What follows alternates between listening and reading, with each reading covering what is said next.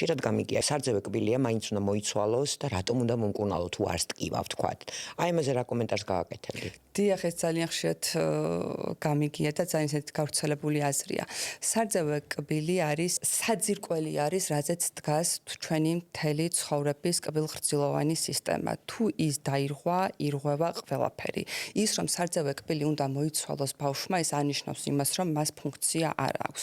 სარძევე კბილს უდიდესი როლი უჭირავს ღეჭვის განვითარებაში, უდიდესი როლი უჭირავს მეტყველების განვითარებაში, უდიდესი როლი უჭირავს ბავშვის ფსიქოემოციურ განვითარებაში. ამიტომ აუცილებლად ყველაფერი უნდა გავაკეთოთ იმისთვის, რომ ბავშვის სარძევე კბილი დავიცვათ ჯანმრთელი და შევინარჩუნოთ იმასაკამდე, რასაკამდეც საჭირო არის. თუ სარძევე კბილი დაზიანდა, შედეგად ვიღებთ რას? ტკივილი.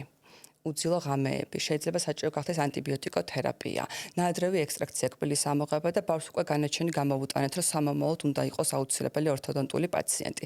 ხშირად გამიგონია მშობლებისგან, რაც მარტივად ვუყურებთ, რომ აი გაიზრდება და გაისწორებს კბილებს, მე რა მოხდა. ორთოდონტული ჩარევა სინამდვილეში ძალიან მნიშვნელოვანი და სერიოზული ჩარევა არის პირის ღრუში. დიდი ტრამვა არის ყბის ცვლებისთვის. ამიტომ თუ ჩვენ შეგვიძლია რომ დავიცვათ ბავშვის პირის ღრუს ჯანმრთელობა და სარძევე კბილები აუცილებლად უნდა გავაკეთოთ ეს და შევინარჩუნოთ ჯანმრთელი გარკვეულ ასაკამდე.